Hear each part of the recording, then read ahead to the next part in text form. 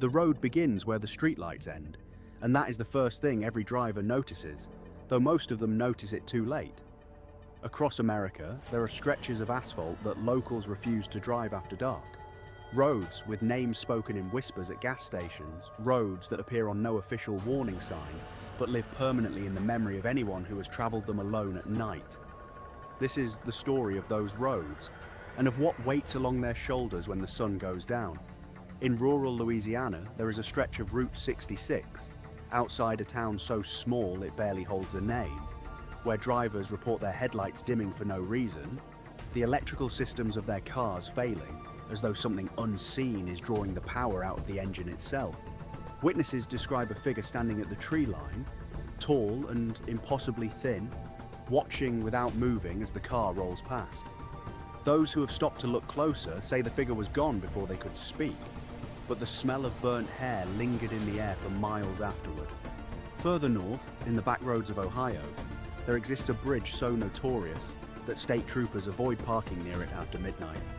Decades ago, a woman lost her child in the river below, and ever since, drivers crossing at night report a small handprint appearing on the inside of their windshield, pressed from within the car, though no child was ever present.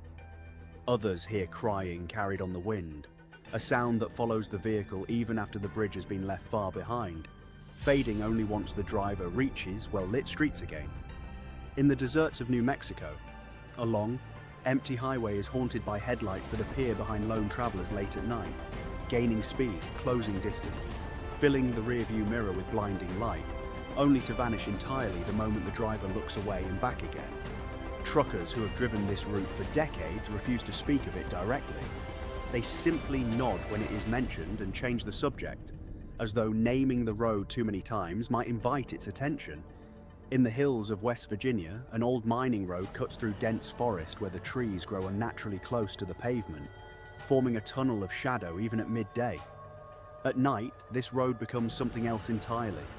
Drivers report their radios switching to static without explanation, voices bleeding through, the noisy, faint and layered, as though multiple people are speaking at once, none of them clearly, all of them urgent. Some claim to have heard their own names spoken through the static, in voices that sounded almost but not quite like people they once knew. And in the swamps of Florida, there is a stretch of highway built atop what was once a burial ground, disturbed decades ago during construction. Since then, drivers have reported cars stalling in the exact same spot every time, regardless of fuel level or mechanical condition. Those who step out to check, their engines describe a heaviness in the air, a pressure against the chest, and the unmistakable sensation of being watched from every direction at once. Most get back in their cars and wait. The engines always start again, eventually, but never before something walks past the vehicle first. Something never fully seen, only felt in the way the tall grass bends, where nothing should be moving. What connects these roads is not simply their isolation or their history of tragedy, though each carries its own. It is the pattern they share, a consistency reported across decades and states, by people who have never met and never spoken to one another. The dimming lights, the following presence, the static voices, the pressure of being observed.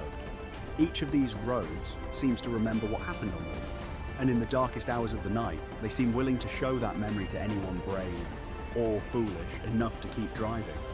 Because that is the final truth every haunted road in America seems to agree on.